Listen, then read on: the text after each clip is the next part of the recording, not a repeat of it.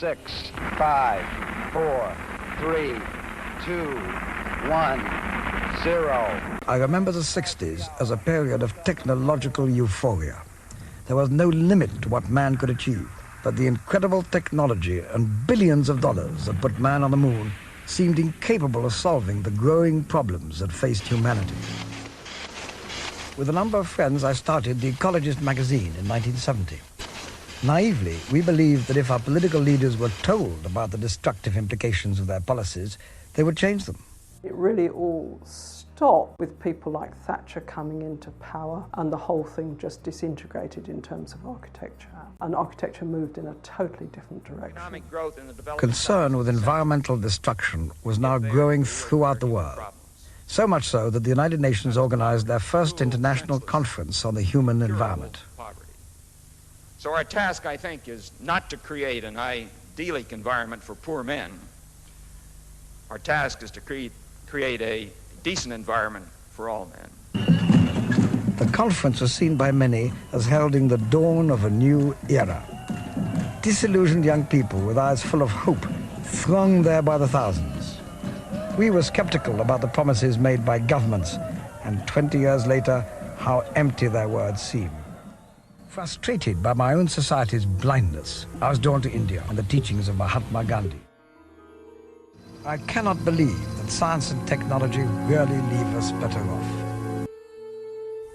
We've been getting richer rather than poorer by every single measure. Resources have been becoming more available rather than less available. Even our environment has been getting cleaner rather than dirtier for decades. Just the opposite of the predictions that were made by Global 2000. The so-called solutions that have given rise to our modern world also cause atmospheric pollution and global warming. Technology cannot solve these critical problems. Industrial society, by its very nature, generates pollution. It is industrial society itself which must be phased out to make way for a simpler, less destructive way of life. In 1985, we brought out a special edition of The Ecologist on the destructive development promoted by the World Bank. Today, the World Bank claims to have gone green, but has it? The actual lending for environmental components, environmental projects, is on a rapid upswing. I look at development in the industrial countries and I think there is absolutely no way one could replicate that in developing countries and look to a future that is sustainable. Sustainability means that we move to different patterns of resource management, third world. I've heard the bank's rhetoric before. No amount of money spent on environmental measures can make these projects any less destructive. The only answer is to drastically reduce the bank's budget. Better still, close the bank down.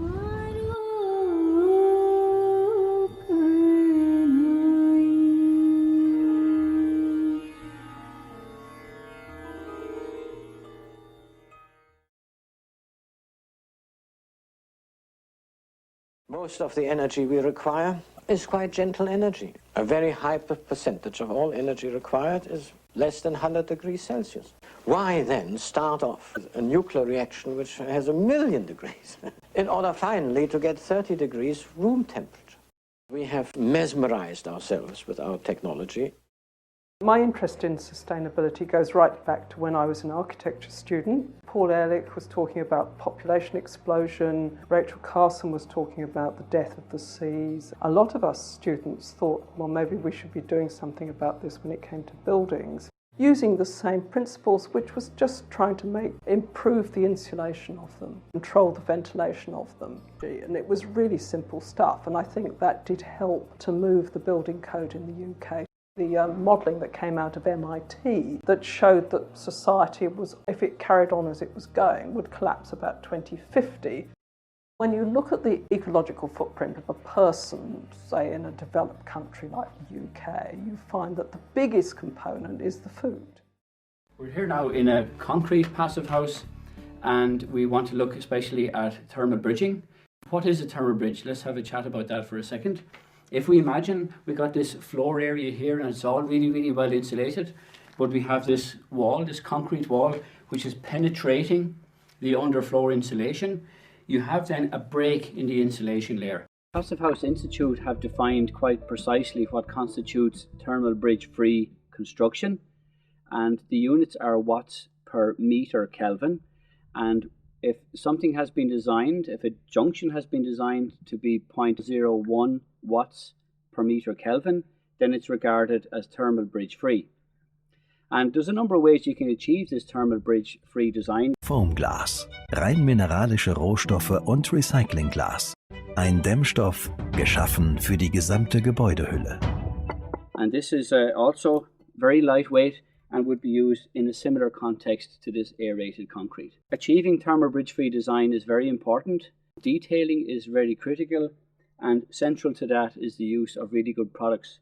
It's not just about the energy loss and cold bridging and everything we've discussed, but it's also about the so-called embodied energy in our buildings. Polyiso uses a halogen fire retardant, TCPP, which is dangerous to health. It is the least eco-friendly option. Now the disadvantages of XPS. It uses HFCs or hydrofluorocarbons as a blowing agent to expand the polystyrene. HFC has a global warming potential 1,300 times higher than carbon dioxide. XPS panels are also coated in the same bromine fire retardant as EPS panels. It's also flammable and it does not break down in sunlight and it's not biodegradable. Petroleum industry is very huge and has a lot of power in the construction industry. If they are the big tree, then we are the small axe, slowly replacing all the petroleum, all the plastic by using natural materials. If you want to build anything, even a small hut, you need Portland cement. And Portland cement can only be made in very large factories with very high capital equipment, very great fuel input.